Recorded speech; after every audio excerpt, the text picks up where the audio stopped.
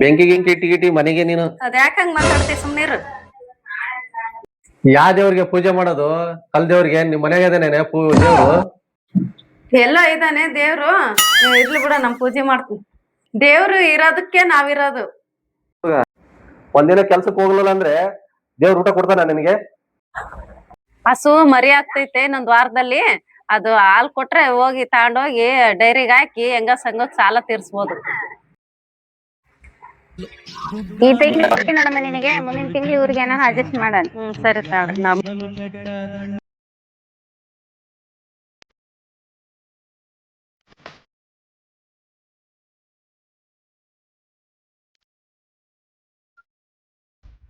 ಏನ್ ಹಿಂಗ್ ಕುಂತಿ?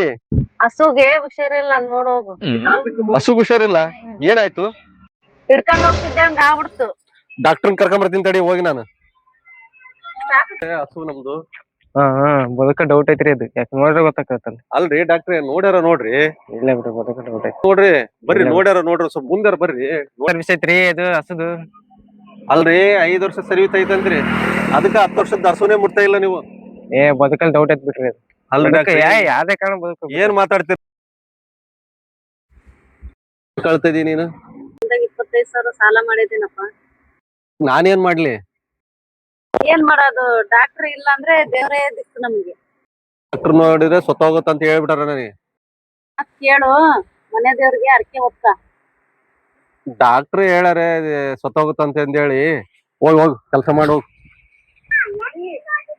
ಅರ್ಕೆನಾರ ಹೊತ್ಕೊಳ್ರಿ. ಸರಿ ಆಯ್ತು, ಒಪ್ಕೊಂತೀನಿ.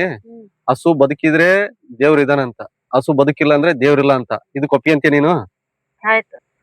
ಹಸು ಸತ್ತೋತಂದ್ರೆ ಮನೆಯಲ್ಲಿ ಒಂದು ದೇವ್ರ ಫೋಟೋನು ಇಡಂಗಿಲ್ಲ, ಎಲ್ಲ ಹೊರಗೆ ಬಿಸಾಕದು.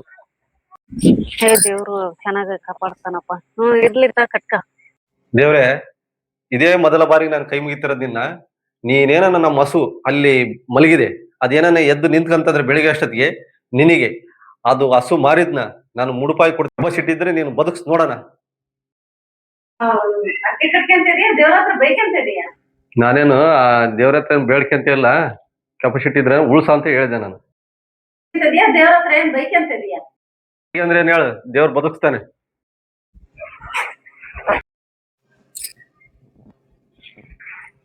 ನನಗೆ ನಿದ್ದೆನೆ ಬರ್ತಿಲ್ಲಪ್ಪ.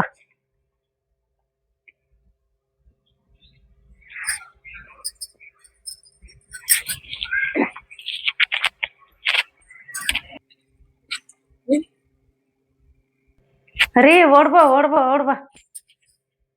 ಏನಾಗೈತೆ? ಹಸು ಸತ್ತೋಗೈತಾ? ಹಸು ನೋಡ್ಬಾ ಅಲ್ಲಿ. ನಡಿ ನಡಿ ನಡಿ, ನೋಡುವ ನಡಿ. ಹಸು ಮರಿ ಹಾಕೈತಿ.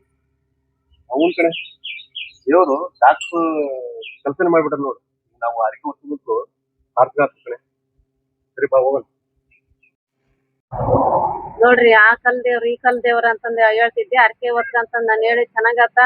ಊನ್ ಕಡೆ ನೀನ್ ಹೇಳಿದ್ದು ಕರೆಕ್ಟ್ ಆತು. ನಾನು ಆ ದೇವ್ರು ಈ ದೇವ್ರ ಇದನ್ ಕಡೆ, ದೇವ್ರ ಇರೋದಕ್ಕೆ ಹಸು ಬದುಕ್ಸಿ ನೋಡ್ ಮರಿ ಹಾಕಿದಾನೆ. ನಾನ್ ಅದಕ್ಕೆ ಅರ್ಕೆ ಹೊತ್ಕೊಳ್ರಿ ಅಂತ ಹೇಳಿದ್ದೆ. ನಾನ್ ದೇವ್ರನ್ನೇ ನಂಬ್ತಿದ್ದಿಲ್ಲ ಕಣೆ. ನೀನ್ ಹೇಳಿದ್ ಹಸು ಮರಿ ಹಾಕ್ಯತಲ್ಲ, ಮರಿ ನಿಟ್ಕಣನ, ಹಸುನ ಮಾರ್ಬಿಡಣ. ಮಾರ್ರಿ ಅದು ಉಂಡಿಗೆ ಹಾಕ್ಬಿಡಣ. ನೀನ್ ಹೇಳಿದ್ ಬರೋಬ್ಬರಿ ಐತ್ ಕಣೆ, ಹಂಗ ಮಾಡೋಣ ತಗ.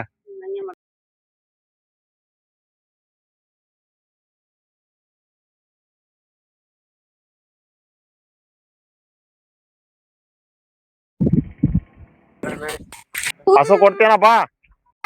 ಕೊಡ್ತೀನಪ್ಪ. ವ್ಯಾಪಾರ ಹೇಳಣ್ಣ. ಅಣ್ಣ, ವ್ಯಾಪಾರಕ್ಕಿನ ಮುಂಚೆಗೆ ಒಂದು ಕಂಡೀಷನ್ ಐತಣ್ಣ. ಅದೇನ್ ಕಂಡೀಷನ್ ಅಣ್ಣ?